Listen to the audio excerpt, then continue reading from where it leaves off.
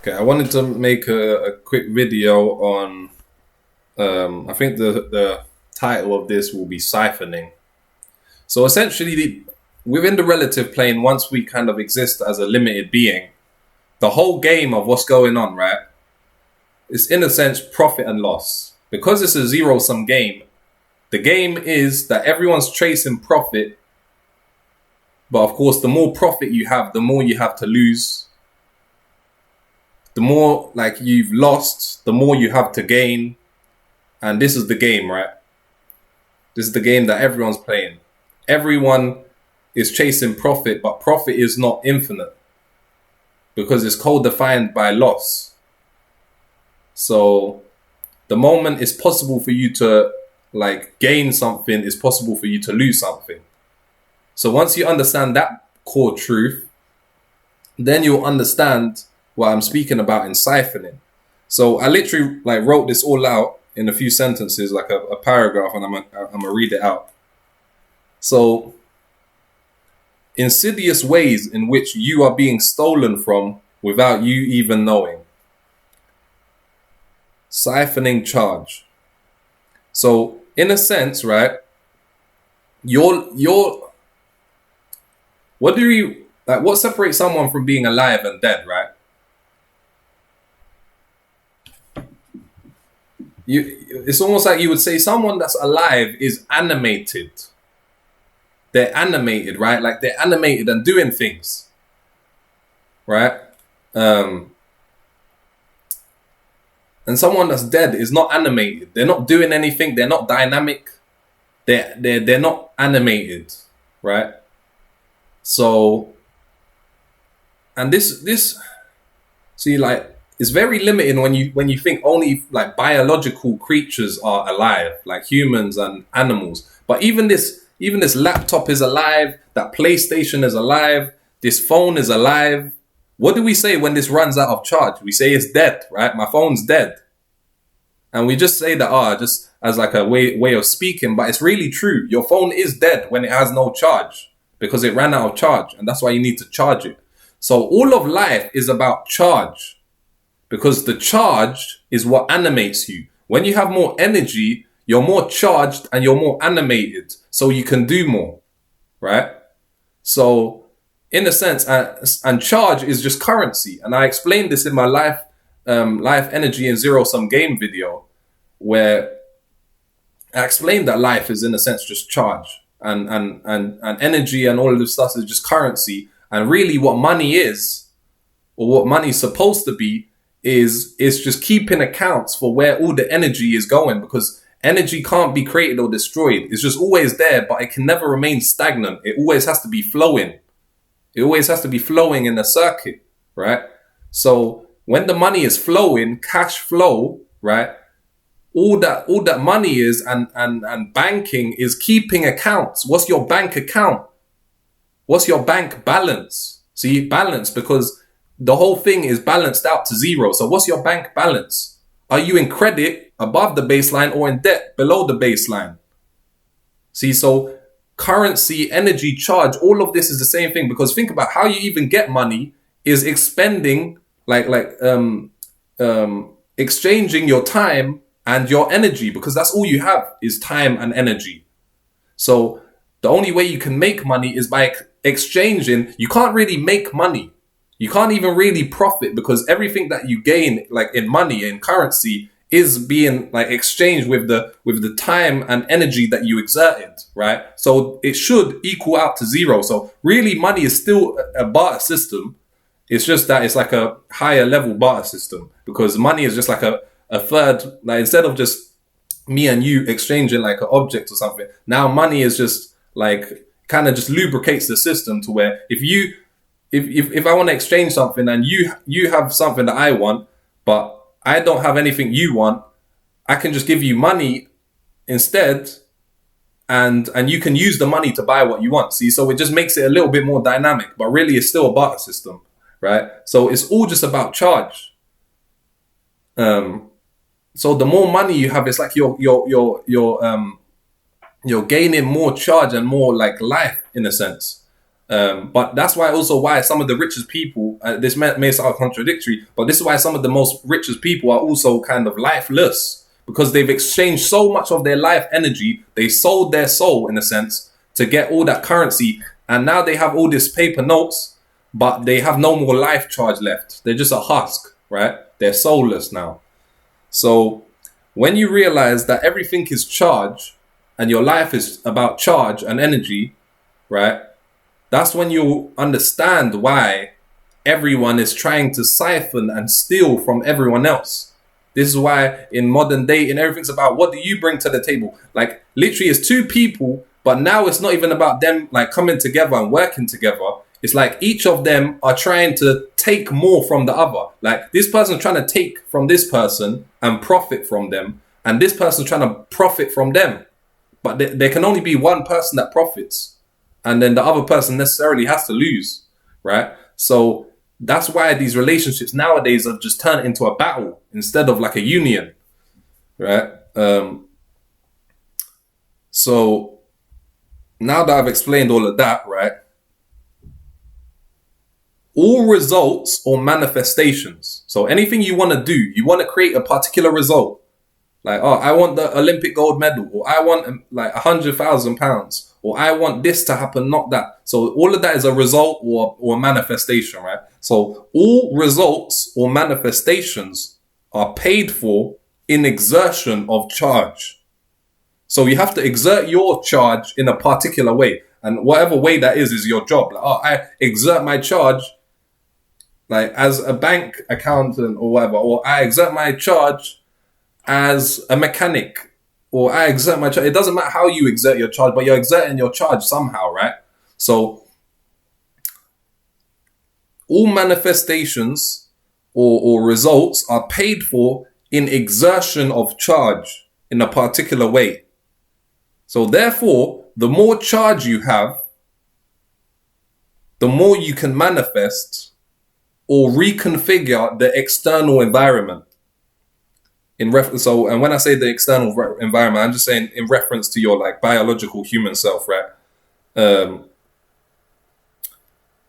So the more charge you have, the more you can like manifest certain outcomes or reconfigure and manipulate reality in comparison to someone with less charge, right? So essentially what I'm saying, like what I was explaining before, is that money is just right now it's been very corrupted, right? Because they've added in certain mechanisms where they charge it, where the central banks charge interest on debt. And in a sense, that's how the central banks are stealing from the whole of society. And that's why over time, there's always less and less charge in circulation and people always fighting for less. Like there's more people fighting for less, right? So that's what creates inflation. That's what creates all this conflict, all these wars that are starting to bubble up, right? And that's why the cost of living crisis, that's because it started like way back in time, but like as time progresses, it gets worse. Because think about it, like if I'm the central bank and I create money, right, and governments come to me to ask me for money, like they're loaning money from me, right? And then let's say I loan the government 10 billion and then I'm charging them interest on that debt. So then they have to pay me back 11 billion, let's say, right? Let's say it takes them, like they had that for 5 years or something. And by the time it comes to them paying me back, now they owe me 11 billion. But realize that I'm the one that creates the money, right? So if I'm loaning out 10 billion and then you have to pay me back 11 billion, you don't have that much money because there's not that much money in circulation. So you're going to have to take out another loan to pay off your original debt. And then I'll just charge you on that one, charge you interest on that second loan, right? And then you're not going to have enough money to pay the interest on that because there's not enough money in circulation. So you're going to have to take out another loan. So this is essentially what's happening on the macro and micro scale. Why like people are paying for things and buying things that they can't even afford. This is why so many people are going into debt and all of this stuff, because like they're paying for things with money they don't have.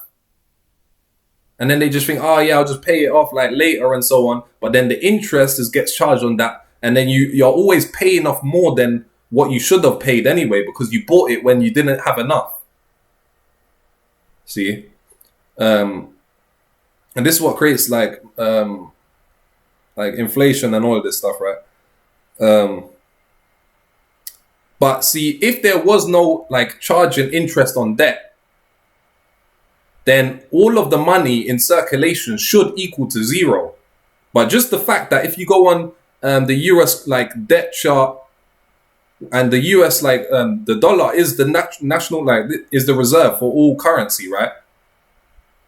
So for the fact that the like the US debt is like, I don't know the exact number, like 35 trillion in debt or whatever the fuck it is, right? And it keeps on growing. Like literally go on Google and type in the debt and you'll see that it's getting bigger by the second. Like you're seeing it going up by millions every second, right? So it's no longer equaling to zero. Really it is. It's just that all that debt that they have is the profit that the central banks have taken. See, they're siphoning the money, like in secret. See? Those are the true elite, is the people who control the central banks. They even control the governments because the governments need money from them. And the governments can't do anything without money. See? But yeah, so like, I'm just saying, just for normal society though, if they weren't like siphoning from this from the whole of society, so to speak, through this mechanism of the central banks, then within society it would all equal out to zero, all the money, right?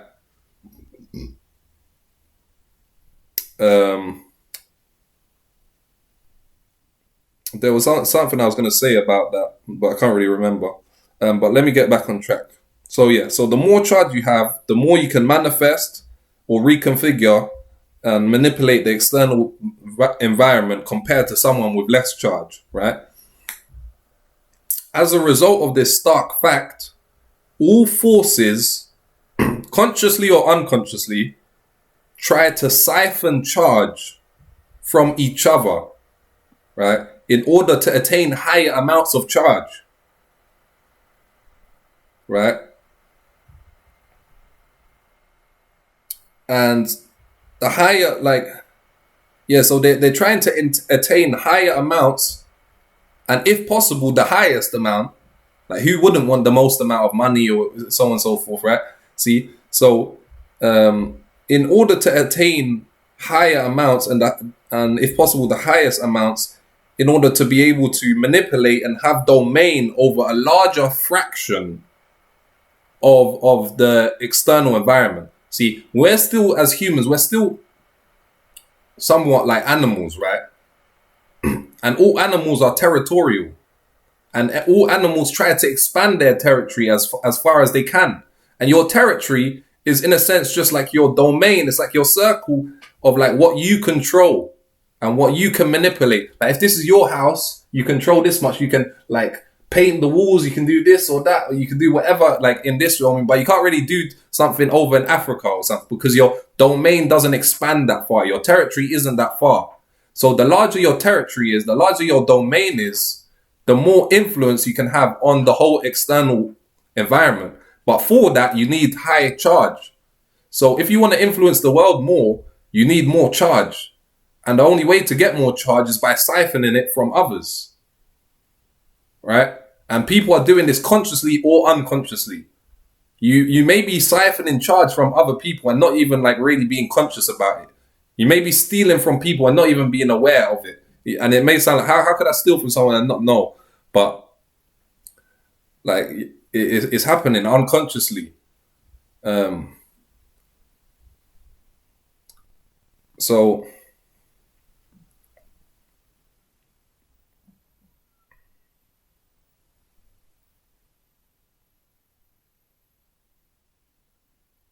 and the world that I'm speaking about, that we're trying to increase our domain and our like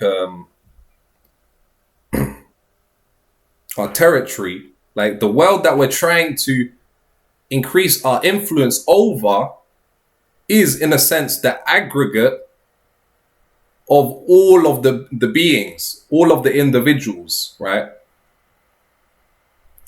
So, like, let's say you have a certain amount of influence, someone else has a certain amount of influence, that person has a certain amount of influence. And if you take all of the humans and all of the animals and all forces of nature on the world, on Earth or whatever, right? Or in existence, and when you take an aggregate of all of those together, that's in a sense the world, right? And people are trying to increase their influence. So let's say a politician has more influence than like the common man. There's this kind of there's this illusion that there's like one group of elites at the very top. Of course, I did say that there's like the elite kind of like from the central bank and all of that, right? Who have more influence than the governments and all of these kind of things, and the presidents and all of that. However, there isn't just one group that controls everything. That's impossible.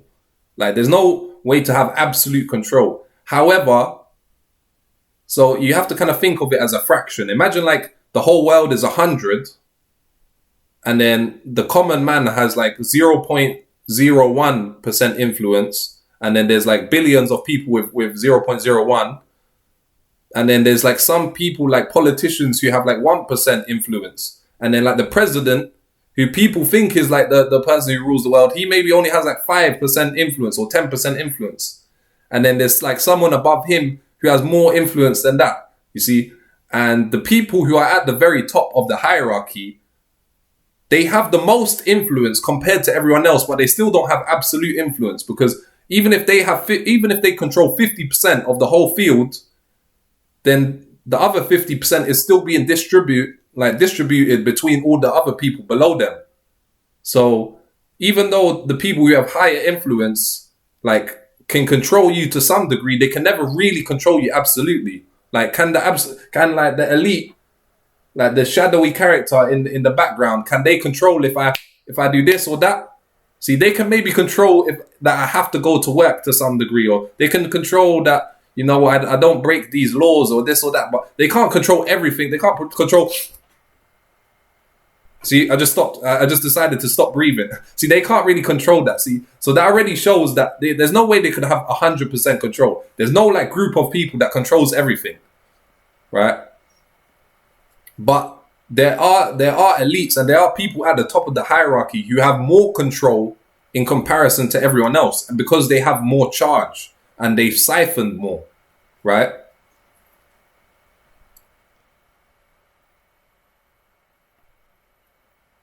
So within the relative plane or the world, those who have the most charge are the most powerful in general. However, how this charge is discharged, or essentially how this charge is used, also plays a factor. See, so there can be someone who has like higher charge, right? But the way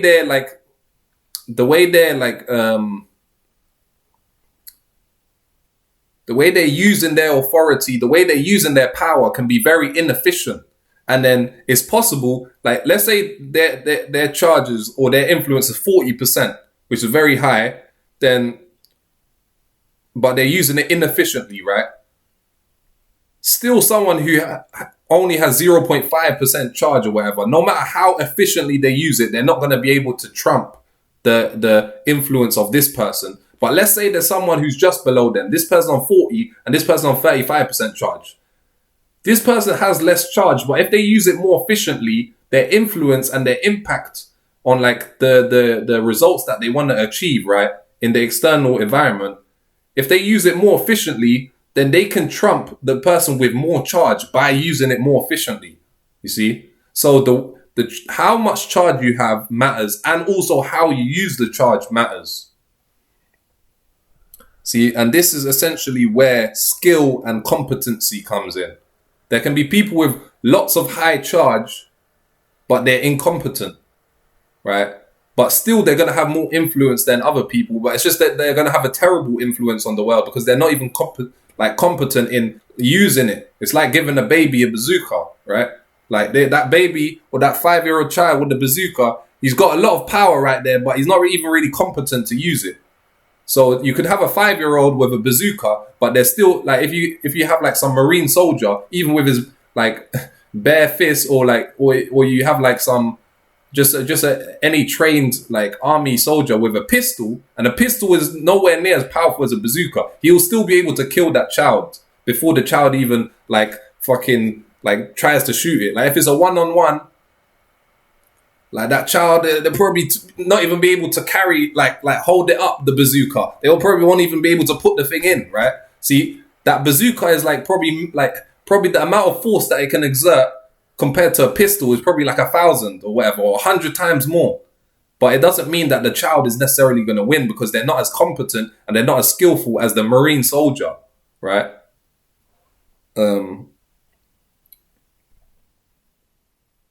So yeah, that's essentially it. And also, charge itself in its in its most true state, or even at all times, like charge is neutral. It's always neutral, because what creates charge is the oscillation between the plus and the minus. Like literally, just look at fucking like electrical circuits. Like the charge, like it's all just being created by the oscillation between the minus and the plus. Even a battery is just, you have the plus side and the minus.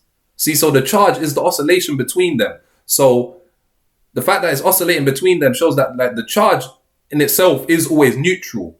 So it's kind of like the neutron, the electron, and the proton. The proton's positive, the electron is negative, and the neutron is neutral, right? So charge in its normal state is neutral, right? So you can have higher or less charge or whatever, but charge is neutral. Therefore, it can be used positively and negatively. It can be used both positively and negatively, right? So, in a sense, what would be the best case scenario for humans and so on would be a highly conscious being coming into power, right, with having extremely high charge, and they're extremely competent. So everything that they do is to benefit everyone else, and they're extremely effective at doing it, and they have enough charge to pull it off, right? And what would be like the worst case scenario, which hasn't happened yet, but it's like we're more closer to this than that first example, is where like you have people who are foolish, ignorant, and incompetent in charge, and even if there's people who are smarter than them, those people who are smarter than them can't really overthrow them, because the discrepancy in charge is so high that it doesn't matter if there's like some professor down here or something who has a plan to solve all the problems in society. It doesn't matter, because he doesn't even have enough charge or influence to like exert that in the external like aggregate of the world, you see. So yeah.